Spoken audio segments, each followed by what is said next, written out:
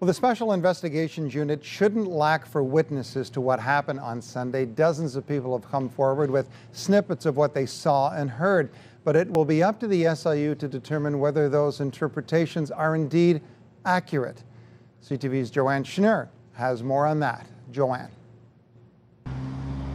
Well, the SIU will try to determine what role the police played in Abdi's death, whether their tactics were excessive or whether they followed their mandate on the use of force. Asked many of the people who saw it that day, and they'd say no. I saw it from my window, which is right up there.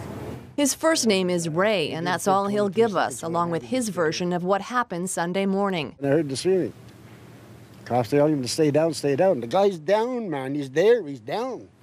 And they're just whoop, whoop, whoop, whoop, whoop. The aftermath of that encounter was captured on camera by witnesses, many of whom believe police overreacted. They beat him, they hit him until he died. This is the response team officer, so. But this criminology professor who studied the use of force among police officers says in past cases, witness statements aren't often verified. It's very difficult for bystanders, I think, to put themselves in the position of a police officer, and to sort of, you can't quarterback, armchair quarterback these kinds of calls. This is a tragic event, and force was used, so that's obviously something that's going to have to be. It's always going to be questioned. The head of the police association says speculation about racism, though, is not appropriate. Unfortunately, what we are obviously seeing is this bleed of the rhetoric from the U.S., and this is not an appropriate conversation because we don't have the same history. We don't have the same relationships with the public. In the meantime, groups like the National Council of Canadian Muslims is urging people to wait for the results of the investigation before drawing conclusions. No one can determine what is at play here until we understand the full facts of the situation, and that won't come to light until the investigation is complete. So it's not the time to speculate.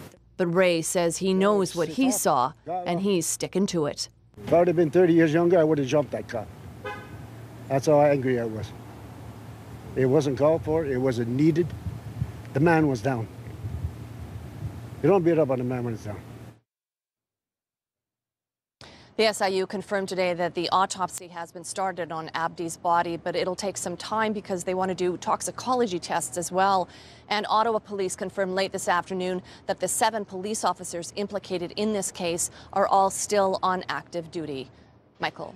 CTV's Joanne Schnurr reporting tonight. Thank you, Joanne.